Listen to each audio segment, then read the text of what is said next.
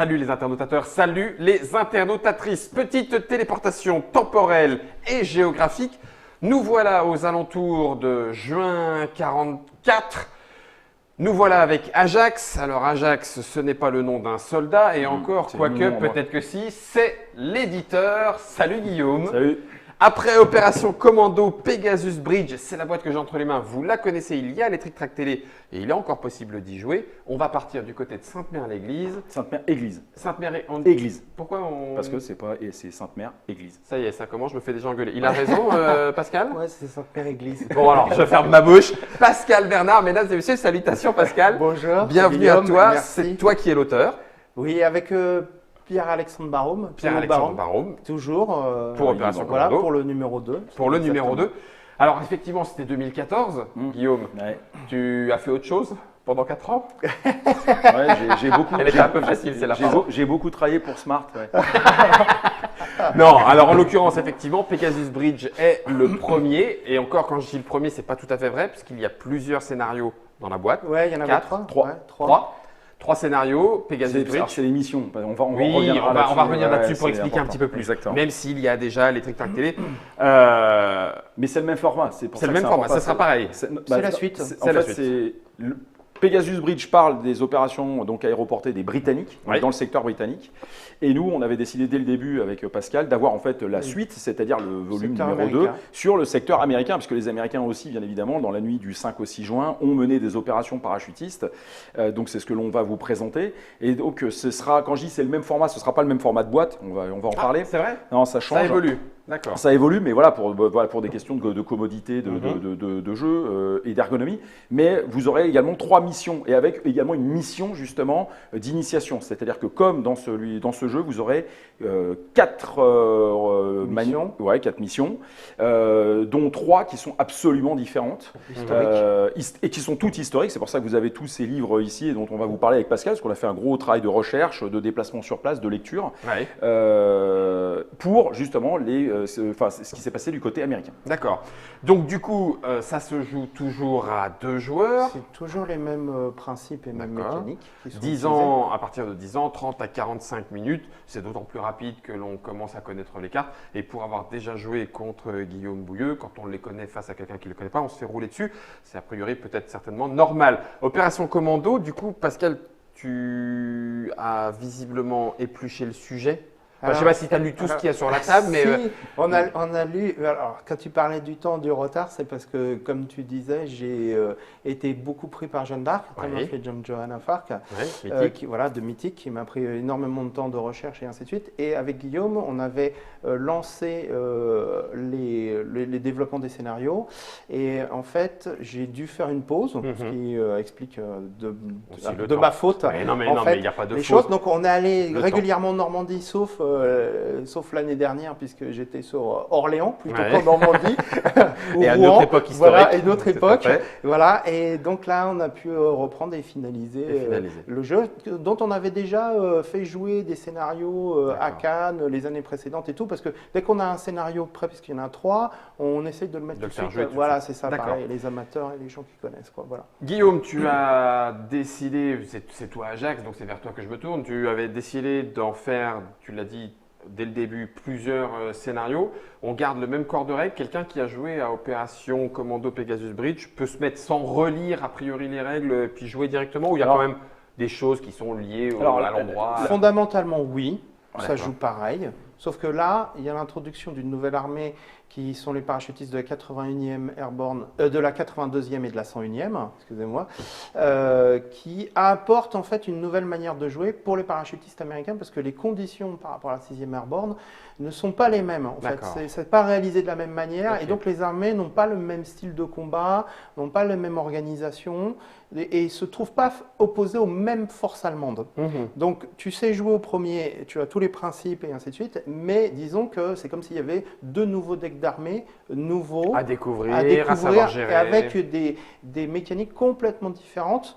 D'une manière générale, les Américains sont très techniques et proposent un système de team qu'on expliquera plus tard. Et les Allemands permettent de faire beaucoup plus de combos que dans la première extension parce qu'ils ont beaucoup plus réagi, ils ont fait beaucoup plus de contre-attaques. Et les opérations anglaises ont été extrêmement efficaces très rapidement. Et les Américains ont été sur plusieurs jours en fait, avant d'arriver à reprendre le contrôle. Donc c'est ça qu'on a essayé de rendre à travers les deux. De rendre dans la boîte de jeu. Guillaume, que vaut-il mieux faire? Vaut-il mieux tracer un petit peu le contexte? Oui, mais je voudrais qu'on parle un petit peu en fait de l'évolution pas du jeu, mais de l'ergonomie du jeu, donc de ce que les joueurs vont trouver, puisque nous étions en effet sur donc ce format de boîte, et on va passer justement sur un autre format. Alors là, je vais faire un peu de publicité, mais comme c'est un excellent jeu, ça ne me fait aucun mal. Voilà, un très bon jeu Rébellion pour ceux. On est d'accord. Merci. Tu as raison de le dire. C'est très bien. Bon, ça c'est l'extension pour ceux qui connaissent. Mais ce qui m'intéresse, moi, c'est vous montrer ça. Voilà, alors ici la caméra ici, voilà. En fait, on sera pour les Américains, on sera dans cette boîte-là, c'est-à-dire en grosso modo un 26-26. L'idée, c'est pour ceux qui ont déjà, évidemment, les Anglais, c'est de pouvoir tout mettre dans la même boîte. Donc il y a une première idée. Et la deuxième chose, c'est qu'ici, vous aurez plus de matériel dans la deuxième, parce que justement, comme le disait Pascal, lorsqu'on a travaillé sur la campagne, sur le secteur américain, il a fallu qu'on fasse plus de développement, il a fallu plus de cartes. Donc ici, nous étions dans un jeu avec 180 cartes. Là, on passe dans un jeu avec déjà 220 cartes. 40 cartes de jeu de plus, c'est énorme, pour en proportion. Il a fallu qu'on a rajouté quelque chose. Alors on a rajouté un dé parce qu'il y avait des personnes qui étaient réfractaires, pour ceux qui connaissent, dans le système de combat. À un moment, on prend un jeton, on lance. Et puis ça tombe pile ou face. Alors ici c'était un +1, mais sinon quand on est sur celui-là, ça peut énerver. Donc on a décidé de rajouter un dé, ce qui est 0-1. Voilà. Donc c'est juste l'idéal. Pile ou face. Voilà, c'est un dé pile ou face. Voilà, c'est normal parce que c'est un peu mondé en même temps. Et puis on va rajouter aussi des listes d'armées. Mais les listes d'armées qui seront indépendantes, puisque c'est les joueurs qui nous l'ont demandé, il y aura également la liste d'armées pour les Anglais. C'est-à-dire qu'on complète tout ce que les joueurs nous ont demandé dans le premier jeu. On va avoir aussi des règles qui vont être plus grandes, qui seront plus aérées, avec des exemples de jeux. Là, on était sur 16 pages de règles, on va passer à 20 pages de règles, par exemple.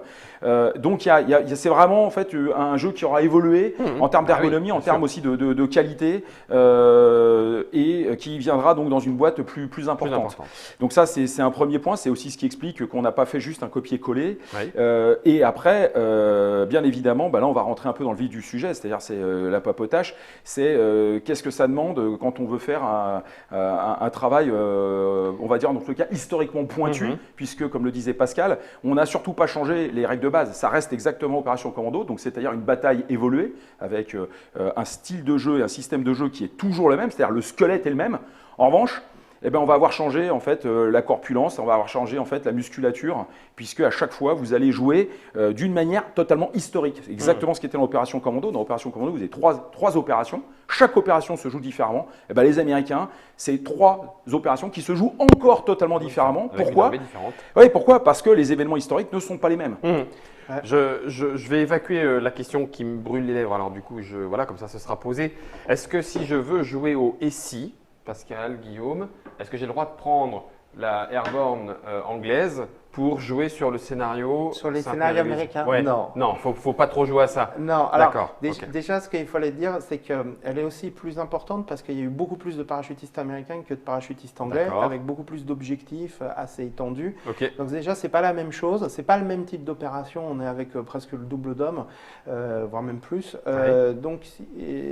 Les caractéristiques des zones de parachutage américaines sont assez différentes en fait des anglaises. Donc voilà. Et la chose qu'il fallait bien dire, c'est que dans notre folie, quand on a fait Opération Commando, il y a un cœur de règle, mais c'est 3 jeux complètement différents avec des sensations différentes. C'est-à-dire qu'au niveau du game design, il y a des moments où quand vous jouez à la div, c'est très très rapide et vous avez très peu de cartes en réserve, donc vous devez faire des choix. Et quand vous jouez par exemple le Pegasus Bridge, c'est au contraire construire son jeu pour arriver au pont en bon état et équipé. Donc les sensations de jeu n'ont rien à voir. C'est très différent de ce qui se fait d'habitude. C'est comme si j'avais fait 3 jeux différents. Et bien là, en fait, c'est pire. Alors, je dis c'est pire, c'est-à-dire que… C'est mieux. Non, c'est mieux. C'est-à-dire qu'on a véritablement été encore plus loin en travaillant comment ça s'appelle, le positionnement des lieux et en travaillant les espaces sur lesquels on va jouer. C'est-à-dire que d'habitude, on avait un système plutôt avec on suivait une ligne, une échelle de progression. Oui, voilà, c'est ça. Ou par exemple sur la div, il y avait 3 échelles différentes. Et là, c'est plus du tout ça. On a inclus carrément des petits personnages qui sont des parachutistes, qui vous permettent de déplacer sur des zones qui vont représenter en fait le terrain caché, ou d'engraigne, d'avoir un effet de Fort Alamo, c'est-à-dire d'être attaqué par différents côtés, de devoir résister, parce que c'est ce qui s'est passé historiquement. Les Allemands ont essayé différentes tentatives, mais pareil un petit peu aussi dans Sainte-Mère-Église, où ils ont attaqué au sud, ils ont attaqué par la Fière, ils ont attaqué par 4 ou 5 points différents, ce qui était moins le cas pour les Britanniques. C'est-à-dire les Britanniques, ils sont arrivés sur des objectifs, ils ont tapé les troupes, il y a eu moins de contre-attaques, ils ont surpris. Voilà. Là, ils sont arrivés, les Allemands ont eu le temps de se réorganiser et la plupart du temps, les histoires qu'on raconte, ce sont les contre-attaques. C'est-à-dire, c'est pas le moment où ils arrivent parce qu'ils sont dispersés, ils arrivent un peu les chasser, c'est quand les Allemands s'intéressent. Donc souvent, c'est au matin. C'est le matin, parce que souvent sur Sainte-Mère, on se dit, bon, bah voilà, c'est la nuit. Non, en fait, ils se sont battus très durement la journée c'est-à-dire, ils sont parachutés la nuit, et toute la journée, ils se battent comme des fous, parce qu'il y a 1, 2, 3, 4, 5, il y a des contre-attaques sur Chef du Pont, sur la Fière, et ainsi de suite. Et là, c'est complètement différent des Américains. Donc une autre ambiance. Voilà, c'est ça. Et donc un autre système de jeu.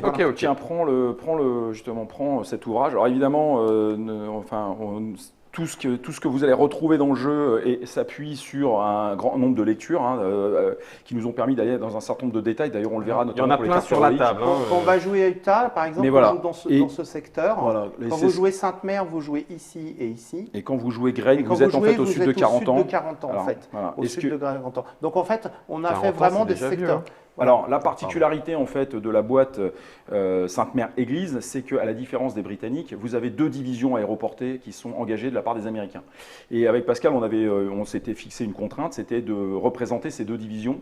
Donc, la 101e, ce sont ceux qui sont parachutés. Là, c'est un petit peu pour mettre dans le contexte historique. Oui. Derrière, en fait, les plages de Utah Beach où vont débarquer la 4e division américaine.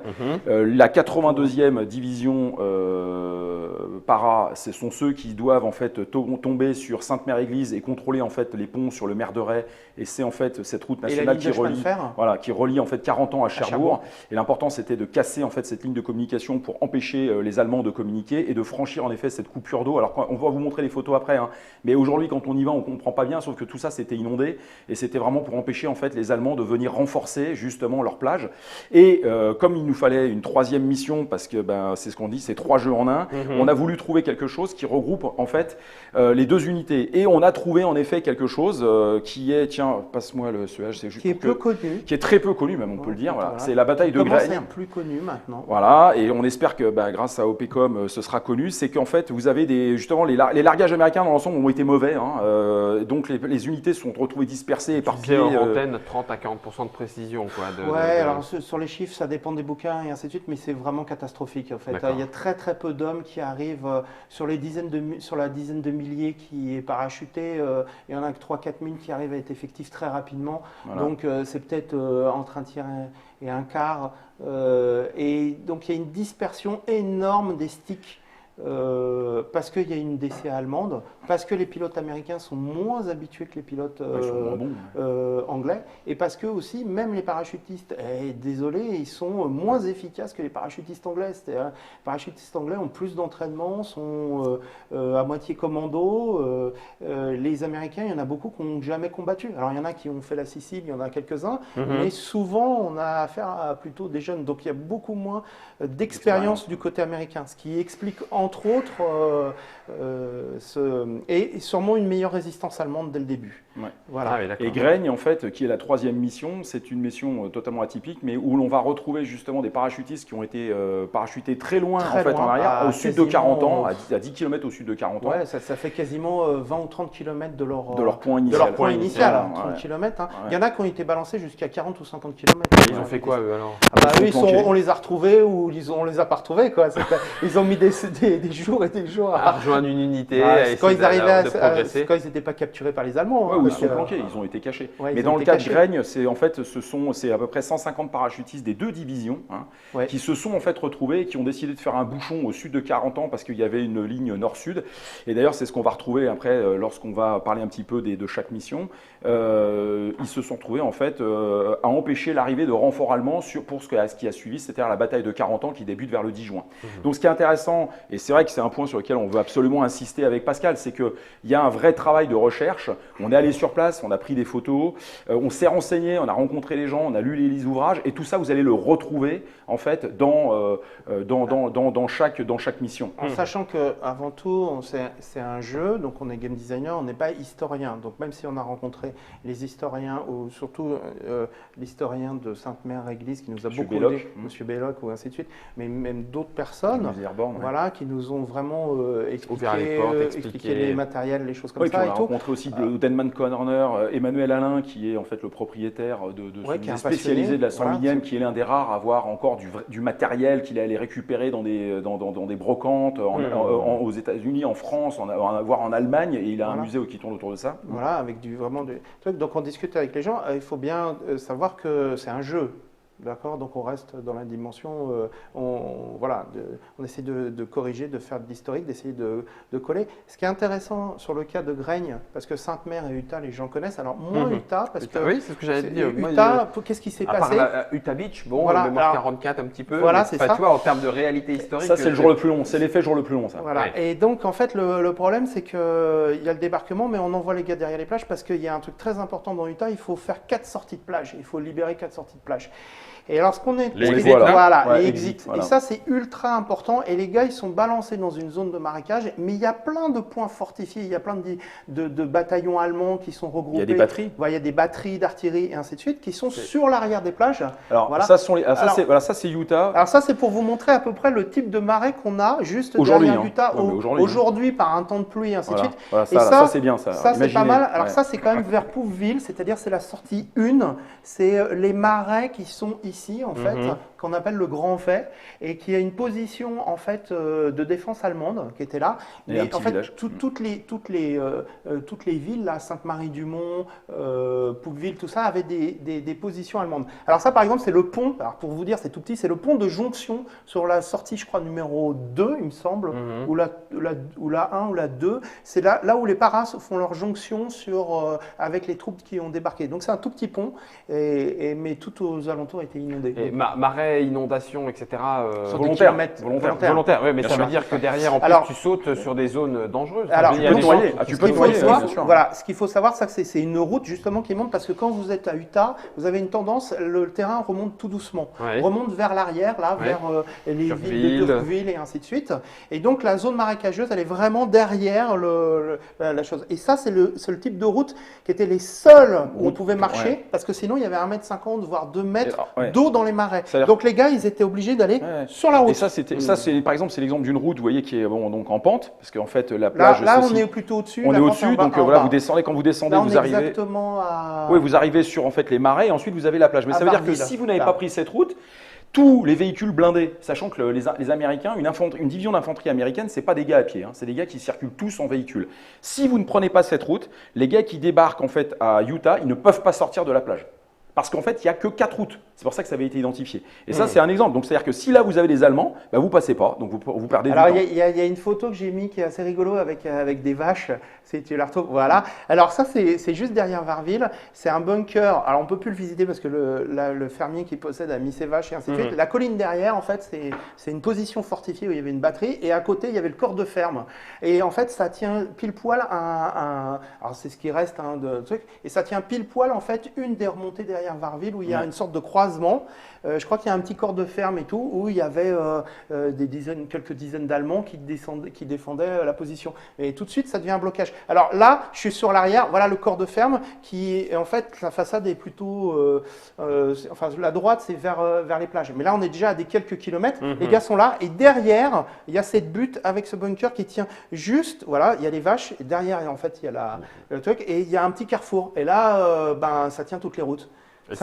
Et du coup, ça cartonne. c'est ce que j'allais dire, c'est ce qui explique Il y a 15 mecs là, ça suffit à... la défense acharnée et Voilà. la bataille de Donc, tout voilà. le lendemain pour pouvoir... Voilà, exact. Alors si pour tu avoir. peux après prendre, Germain, s'il te plaît, les photos qui sont relatives à... Alors ça aussi, c'est des petites routes. Ah, ça c'est la Fière. Ça c'est la Fière, voilà. C'est justement, c'est les deux ponts. Donc là, vous êtes sur le... Alors là, on est sur un autre scénario. C'est plus Utah, c'est plus les routes.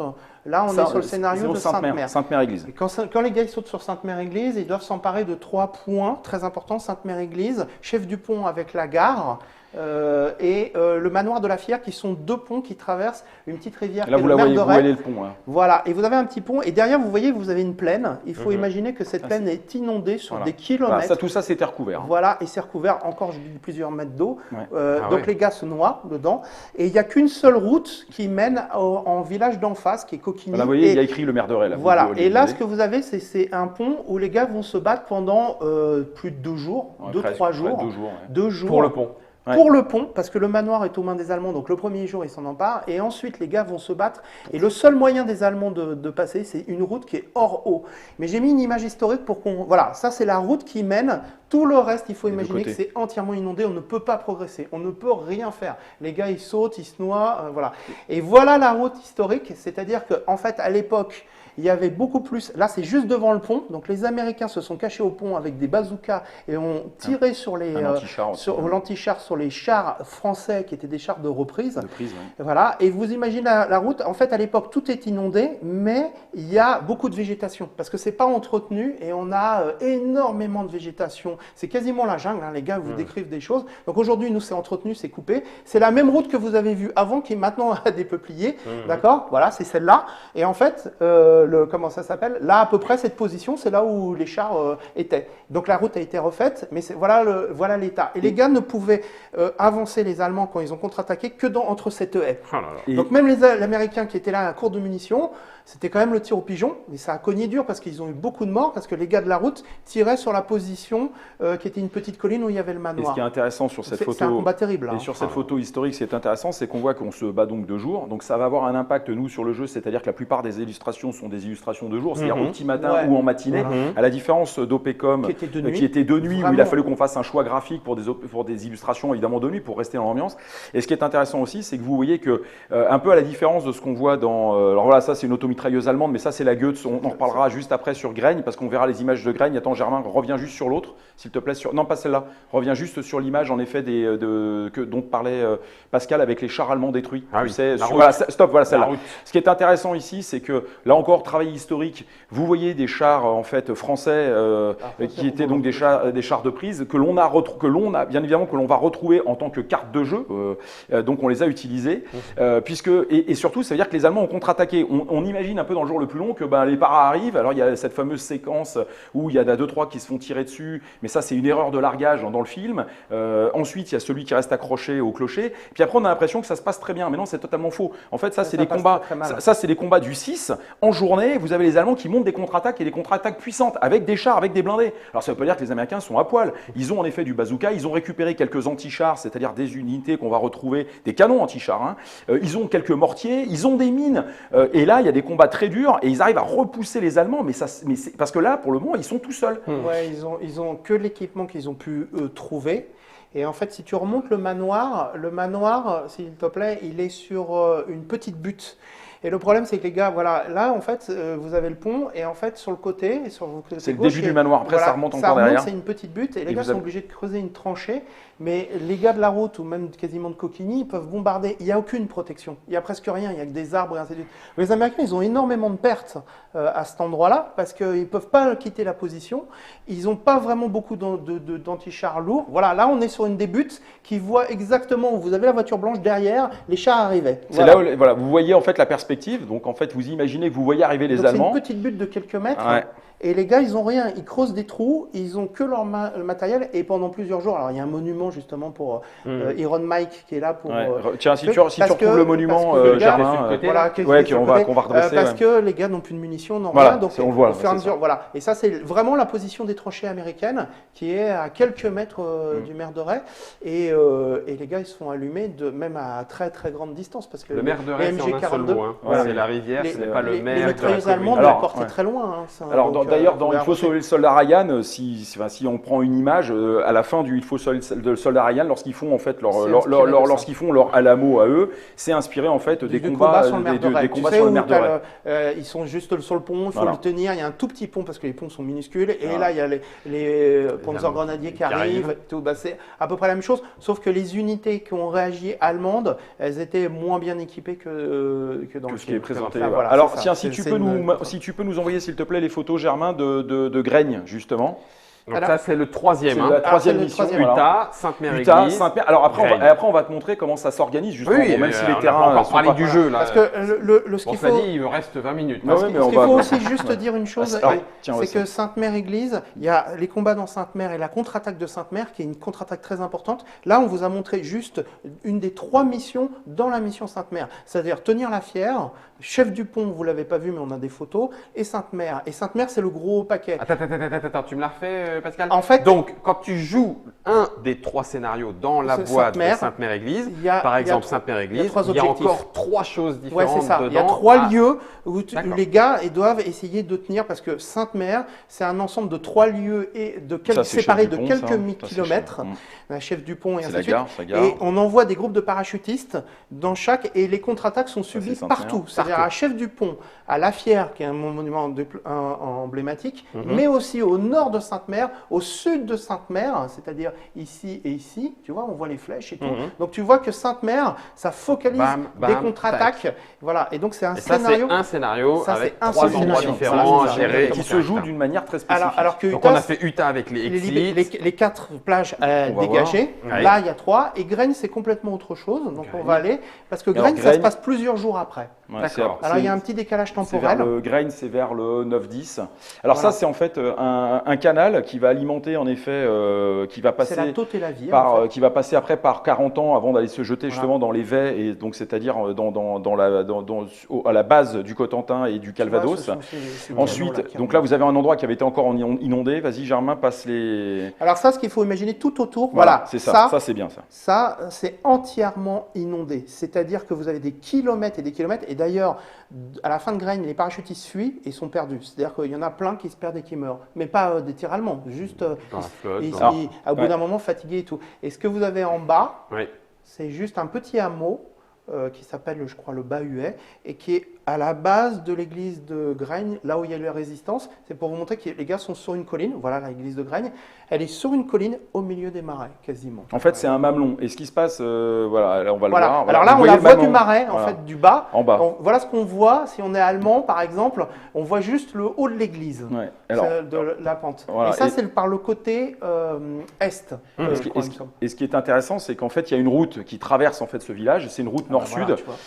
Et cette route Les gens, nord-sud, ils sont en barque. Hein. ouais, et cette route nord-sud, en fait, voilà, là on voit, il y a un espèce Ça, de c'est perspective, donc il faut monter. Et cette route nord-sud, elle relie 40 ans. Et ce qui Voilà, est intéressant, c'est qu'ici, on a affaire à un épisode donc, qui est méconnu, mais c'est le premier combat entre des parachutistes en fait, américains et des SS, puisque c'est la 17e Panzer Grenadier SS, c'est la Goetz, qui remonte et qui doit rejoindre 40 ans pour notamment aider les parachutistes allemands qui sont en train de souffrir. Et en fait, les Américains vont tenir 2 jours.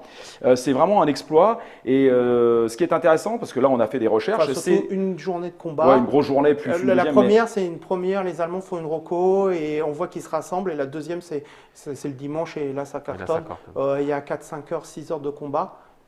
Mais très dur parce qu'il y a de l'artillerie. Voilà. Bah, il y a toute des une division qui 80, monte. Il y a 150 mecs face à 15 000 à l'arrivée, mais Ouais. c'est Alors, surtout au début qu'ils résistent. Mais ce qui est Voilà, intéressant, c'est pas 15 000 qui attaquent. Oui, Comme ils d'accord. sont sur une ils sont route, en échelon. c'est en échelon. Donc à un moment donné, il peut y avoir peut-être 150 et ils seront peut-être 2000 Allemands. C'est-à-dire au maximum ou 2-3 000, mais bon, peut-être au moins 1500 qui vont faire une pression pour faire sauter ce petit mamelon qui est le long de la route qui remonte nord-sud. Donc il y a un moment donné, on ne peut pas passer. C'est-à-dire que tu passes sous les tirs, tu as vraiment cette petite colline au milieu des marais parce que les Allemands ont tout inondé. Donc ils doivent passer par là. Et manque de bol, ils tombent sur ce groupement de parachutistes. Et ce qui est intéressant, quand Alors on a- ça, c'est vraiment les positions Ouais. sud Mm. allemandes. Donc là, je remonte et derrière, c'est 40 ans. Et tout au fond, c'est l'église. Aujourd'hui, c'est une sorte d'hippodrome, je crois qu'il y a. Donc là, vous avez une progression. Alors, il faut imaginer aussi que, je pense pour l'époque, c'était beaucoup plus boisé. Mhm. Mais il y a une partie du quartier du village qui se trouve autour de l'église. Et sinon, elle est plutôt sur la droite. dont la mairie d'ailleurs, Voilà, qu'on va mais ça, c'est retrouver pour dans montrer, le- genre, j'arrive,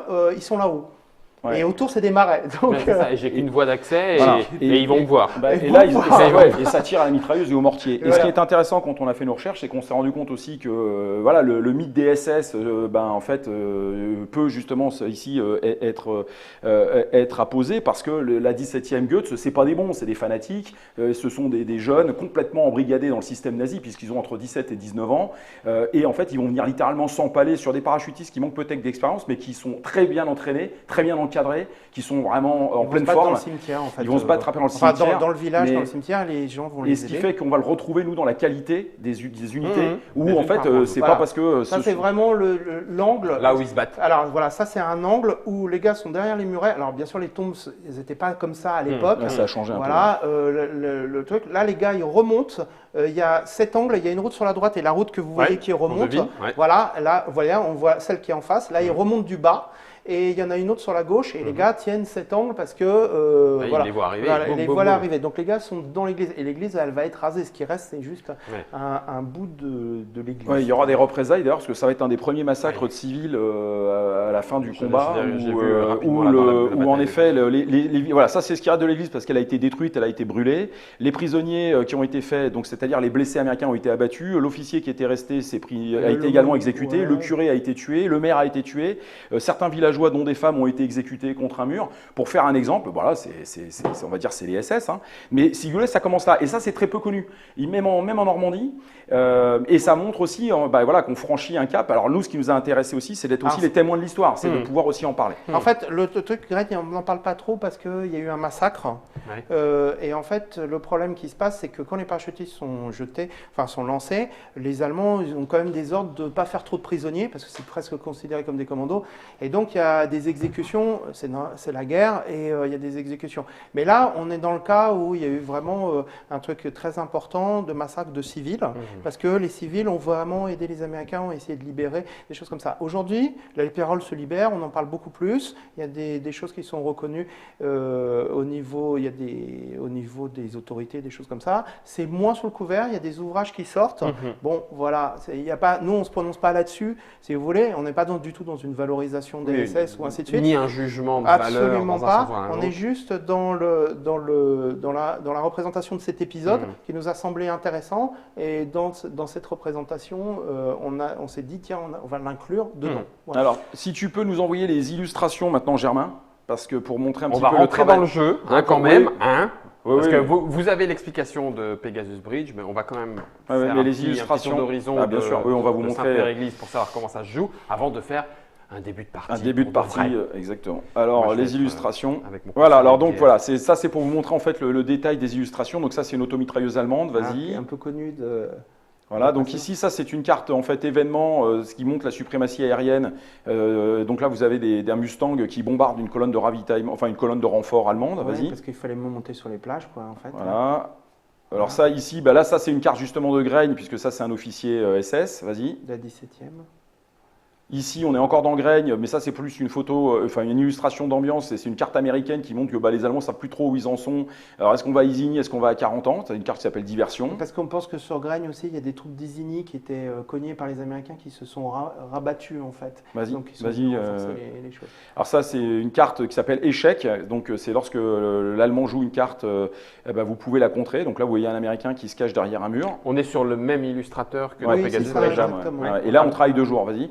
Ici, ça, c'est une carte en fait qui se joue sur Utah Beach. C'est une carte en fait, c'est une carte héroïque, puisqu'il y a des cartes héroïques. On a repris ce système, donc allemande.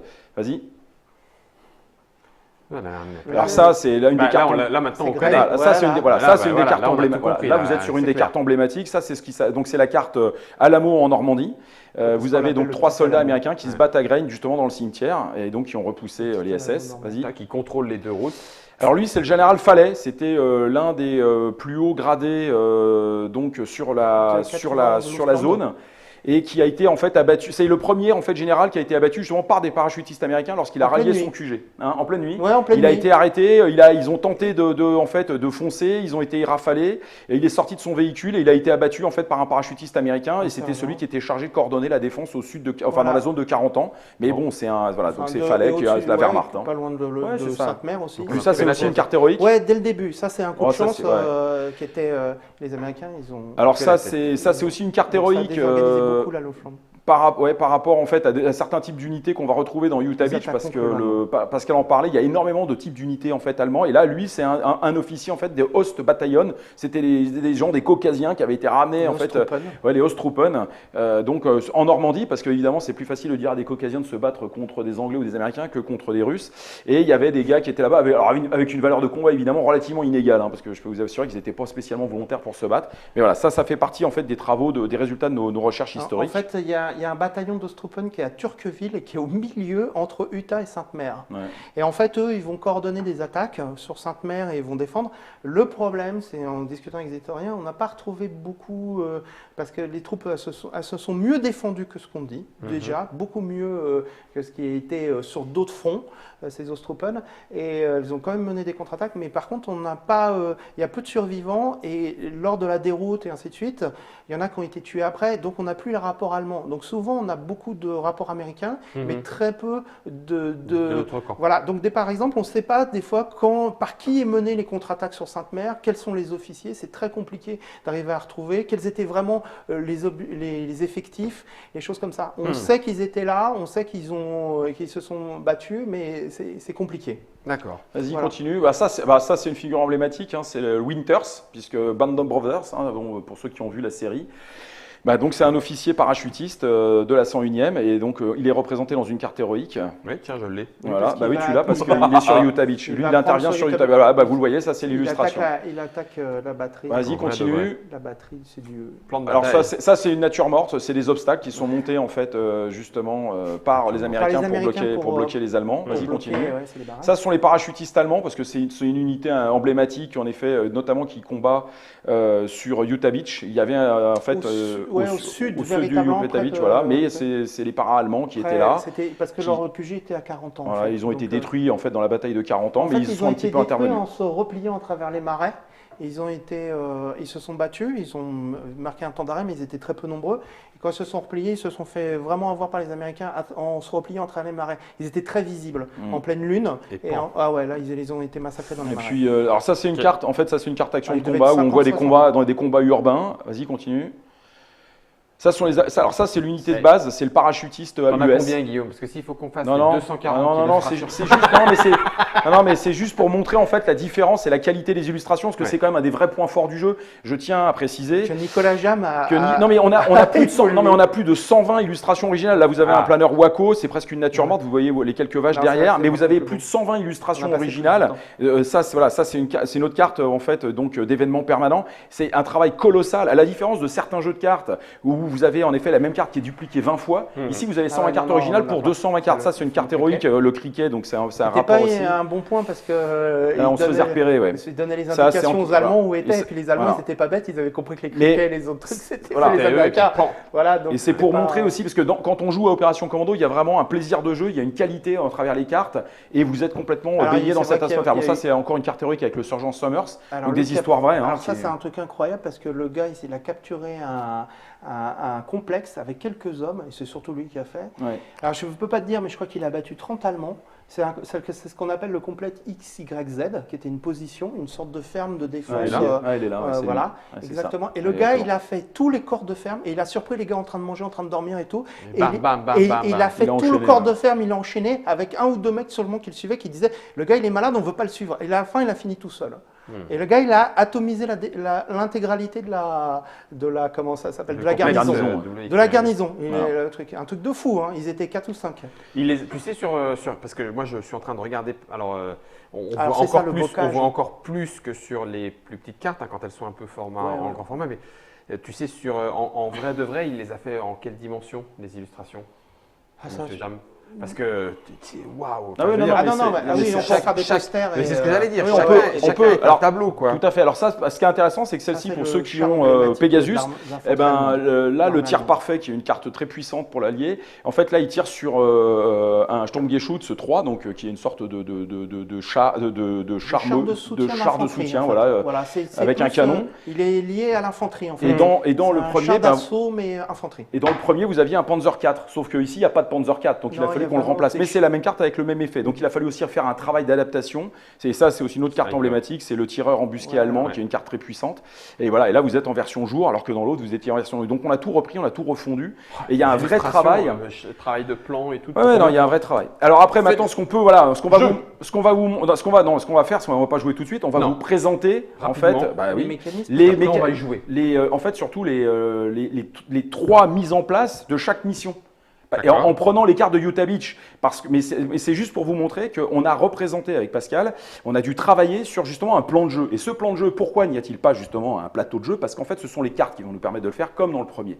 Et ici, c'est ce qu'on vous a montré. Si on a voilà, 1, 2, 3, 4, on a 1, 2, 3, 4, et vous avez des lieux remarquables qui sont associés géographiquement. Voilà. On a vu tout là, Voilà. sur la carte. Et ce qui va se passer, c'est que ici, l'Allemand va préparer son terrain. Alors là, je le fais comme ça. Là, il le fait en ouvert, mais Voilà. il va être fait en caché. Il va être fait en caché. Nous, on va jouer en caché tout à l'heure. Et voilà. Et vous avez en fait 4 colonnes, vous avez 16 terrains. Et en fait, c'est exactement comme on va dire un damier. Et il va falloir, avec vos régiments para, avec ils sont cachés, qui les sont gens cachés, atterrissent. vous allez, Ils ne savent pas où ils atterrissent. Faut et imaginer vous allez vous balader. que Et c'est la pas carte est trop, retournée et en fait, je Voilà. le pose ici. Et quoi. là, on c'est découvre. voilà, c'est un on marais. découvre. Bim. Ah ouais, Voilà. c'est ça. Et vous allez après vous battre. Et ici, le but du jeu, ça va être de prendre le contrôle. Donc, par exemple, ici, vous avez 16 terrains. C'est le premier joueur qui arrive à 16 jetons de contrôle qui l'emporte. Sachant que, par exemple, il y a une particularité, c'est comme ça, ce sont les objectifs les plus importants. Si jamais l'Américain gagne ici, il ne met pas un jeton de contrôle, il en met 2. Donc après, il passe de 7 à 5 puisqu'il vient déjà en mettre 2. Et l'Allemand, lui, en met majoritairement 1. Et c'est pour ça que tout à l'heure, on disait que la partie, c'était 30 à 45 minutes, parce qu'en fait, ça peut aller relativement vite. En fait, le but du jeu, c'est que ça se joue assez vite également. Et ça, c'est la configuration de base. Mais dans le jeu, vous allez en fait faire comme ce que vous voulez. C'est-à-dire que là, bien sûr, ça, vous ne le mettez pas là. Vous allez le mettre ici, en caché. En caché. Et puis, Donc, en il caché, faut imaginer que voilà, c'est comme c'est ça comme et ça. l'Allemand construit son terrain. Et c'est l'Allemand Donc qui construit. Il y a une chose qu'il faut vraiment dire qu'on a fait, le concept de base, c'est en étudiant les choses, c'est que on s'est rendu compte que la dispersion américaine était tellement colossale, d'accord, qu'on était loin d'Hollywood et des films. Et que ce qui va peut-être surprendre les gens, c'est que les Américains ne sont pas des surhommes. Bien au contraire, ils sont même moins efficaces que les Anglais. Et donc, les joueurs vont devoir regrouper leurs cartes américaines pour les mettre et les jouer sur une sorte de team. Alors, on va vous expliquer ça après. Et donc, au début, on se dit, mais comment se fait-il que les cartes américaines soient si faibles? C'est parce qu'en fait, elles se combinent, elles se compilent. Mais ils sont tellement éparpillés qu'on ne sait pas ce qu'on va récupérer. Et donc ça, c'est l'élément essentiel de tout le jeu et la ligne de game design, la ligne de game concept du principe, c'est la dispersion et comment le joueur américain reconcentre ses troupes pour être efficace et battre l'Allemand, qui lui va aussi essayer de se coordonner, mais qui va avoir plus de facilité.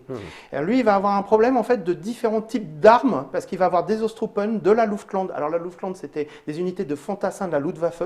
Il va avoir des troupes classiques de la Wehrmacht. Voilà, donc lui, il a plein de choses mélangées. Il a des blindés qui sont de la reprise française, qui sont pas très bons, et des blindés un peu meilleurs et tout. Donc il se retrouve avec un gros fourre-tout. Il faut qu'il arrive aussi à coordonner. Voilà. Et donc là, la surprise, c'est ne vous attendez pas à avoir des cartes américaines qui vont tout ravager. C'est la combinaison des cartes entre elles qui va tout ravager.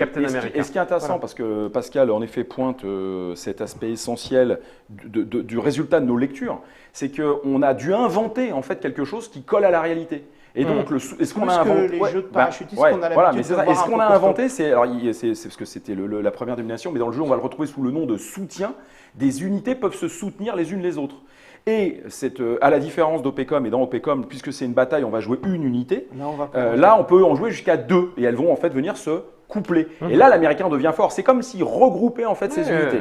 Et ce qui fait à gauche, à droite. Voilà. Et là, on les regroupe. Et les unités des Américains il y a des infirmiers, il y a des unités plutôt un peu génie, il y a des unités de communication. Alors des fois, elles ont toutes des effets. Voilà, elles ont toutes des effets. Des fois, on rassemble une patrouille avec une unité de radio qui vont essayer de résister. Et puis des fois, c'est un QG qui va être soutenu par des infirmiers. Enfin, tu vois, fais ce que tu mais peux c'est ce avec que ce tu que lis. C'est-à-dire que les gars, à un moment donné, il y a une histoire très connue vers le sud, vers 40 ans, où il y a un rassemblement que d'officiers supérieurs.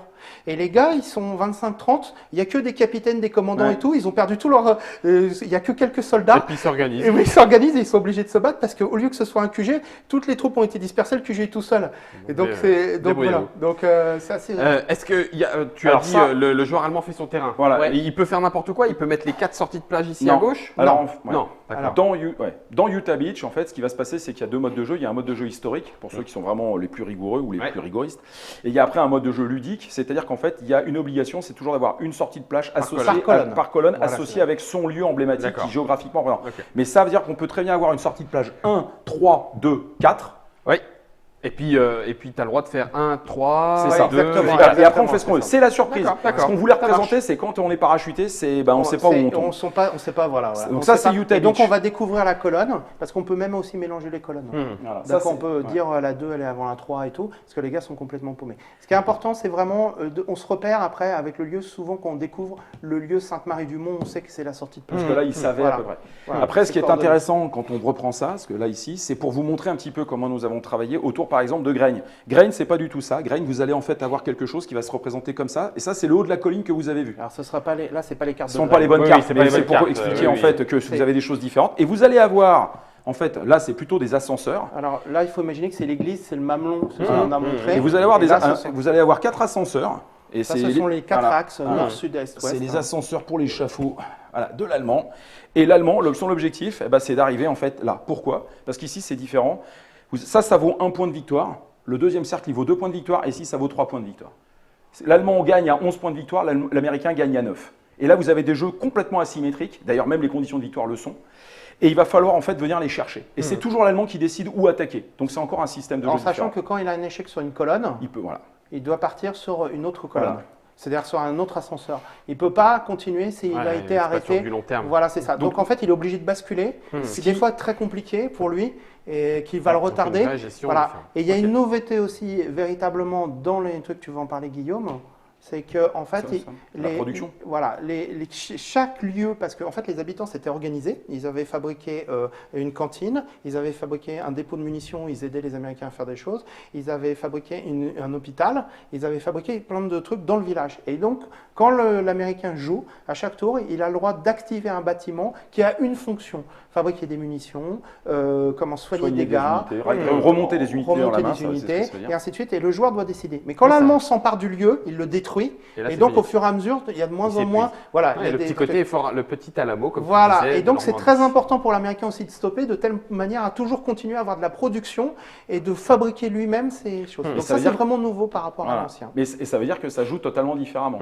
Et quand on bascule sur la mission Sainte-Mère, on est encore sur autre chose. La mission Sainte-Mère, en fait, c'est comme si on avait ici. C'est Sainte-Mère qui t'appelle. C'est ta mère qui t'appelle. Ici, on va avoir les 2 ponts justement. Que sont sur la mer de Ray. Qui sont sur le mer de Ray. Donc on va avoir le pont de la Fière et le pont de Chef du Pont. Ici, on va avoir en fait l'église de Sainte-Mère, évidemment. Et ce qui se passe, c'est que là, ça va se présenter comme ça. Donc on sait que là, il y a les 2 ponts. D'accord. Ici, ça va être mélangé là-dedans. On va avoir 5 cartes. 5, voilà. On ne sait pas. Alors on sait qu'elle ne peut pas être en premier, mais elle va être là. On démarre toujours par un combat ici qui est l'arrivée. Donc là, on va tomber sur, par exemple, c'est un marais, même s'il n'y en a pas à cet endroit-là, mais on va tomber quelque part. Et ensuite, on va basculer à chaque fois sur les théâtres d'opération. C'est-à-dire que celui qui perd va pouvoir passer ici, mais il va choisir. Et ensuite, on revient. Puis après, on revient. Et l'objectif, c'est d'aller chercher en fait les objectifs principaux que sont en fait les 2 ponts et Sainte-Mère. Mais toutes les cartes, le pont de la Fière et 5 mètres. Mais toutes les cartes rapportent des points de victoire parce que là, on occupe le terrain. Sauf que là, les combats sont beaucoup plus courts. Ouais. Et là, ils sont beaucoup plus longs. Et surtout, dans ce scénario, il y a un Il y a truc terrible. une contre-attaque allemande. Il y a l'Allemand qui va constituer, alors ça peut rappeler un petit peu la contre-attaque finale de Pegasus, mais c'est beaucoup plus lourd et beaucoup plus compliqué pour l'Américain. Ouais. C'est que l'Allemand va récupérer des cartes ou va en constituer et va faire une vraie contre-attaque sur une carte déjà possédée par l'Américain. C'est pas à Pour la essayer fin. de lui reprendre. Voilà, donc ça veut dire que même quand vous tenez un territoire, C'est peut-être- il peut y avoir, voilà, c'est peut-être pas encore gagné, il va falloir faire attention à sa réserve de main. D'accord. Et là, sur ce scénario, l'Américain est très très short et l'Allemand est très agressif. Ok. Donc, Donc, trois façons. Trois différentes manières de jouer. totalement différentes de jouer, 3 jeux en un. Vous avez alors des heures évidemment de jeu d'exploitation parce qu'il faut savoir jouer l'américain, il faut savoir jouer évidemment l'allemand. Et puis vous allez avoir évidemment des cartes unités puisque la base ici, on va la montrer. Hein. oui, parce que Voilà, c'est l'unité, l'unité. Ça, c'est une unité allemande de base. Vous la voyez ici, c'est le grenadier. Tiens, prends-en une, s'il te plaît. pour les Américains. Ouais, tu me files un para. Une équipe radio. Voilà, une équipe radio, par exemple, voilà, Une espèce de américaine. Donc là, vous avez. Là, voilà. Et là, c'est une bataille. C'est une bataille entre deux. Et ensuite, vous allez pouvoir rajouter des actions de combat ici en suivant le texte. Bon, là, ça va donner +1 à cette unité. Donc, elle passe de 5 à 6. Et après, c'est comme à la bataille. Tu peux nous redire les. 3. Ça, c'est leur force. Ça, c'est leur valeur Et de ça, combat. c'est les terrains sur lesquels ils peuvent Alors, se Ça, c'est les déployer. scénarios dans Alors, lesquels ils c'est peuvent ça. se déployer. Voilà, justement, s'il te plaît, Germain, est-ce que tu peux me montrer la nouvelle carte? Tu sais, la carte isolée où tu vois un parachutiste américain. Et en fait, la nouvelle illustration, la maquette. C'est qu'eux, ils font ça. Ils ont le droit de faire ça. Voilà. Donc ici, vous voyez en fait Ah, c'est les defs. Non, Ah en fait, ça, c'est un pas def. travail. C'est un travail préparatoire, mais c'est pour vous montrer en fait l'évolution par rapport à ce qui avait été Aux fait avant. anciennes. Bon, pour ceux qui découvrent le jeu, de toute façon, c'est un travail qui est quand même assez léché. Vous avez pas mal d'informations. Surtout, ce qui est intéressant, c'est que vous voyez 3 barrettes Ouais. au milieu. Ouais. Ces 3 barrettes, en fait, sont des codes couleurs, et ces codes couleurs vont vous permettre de trier le jeu pour pouvoir justement avoir toutes vos cartes dédiées par mission. D'accord. Et ça, c'est une évolution pour ceux qui connaissent le jeu, puisqu'avant, on avait mis en fait un code alphanumérique. Il y en a 4 de celles-ci. Qui avait été, on nous avait fait remarquer qu'il était plutôt compliqué à utiliser, donc on l'a changé par un code couleur qui est beaucoup plus intuitif et beaucoup plus rapide. D'accord. Vous avez des cartes jaunes qui sont les cartes actions de combat qu'on emmène, qui sont en fait complémentaires pour faire monter la puissance en fait de son unité, sachant que c'est l'unité la plus puissante qui gagne le combat, donc souvent qui remporte le terrain. Et vous avez des cartes qui sont en fait bleues, qui sont les cartes événements que vous jouez en préparation de tour.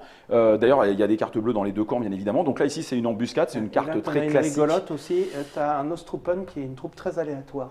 Et là, voilà. Qui des fois vaut plus, des fois vaut moins. Voilà, c'est ça, tu jettes un jeton et en fait, tu sais si elle s'effondre ou si au contraire, elle est prise tient et voilà.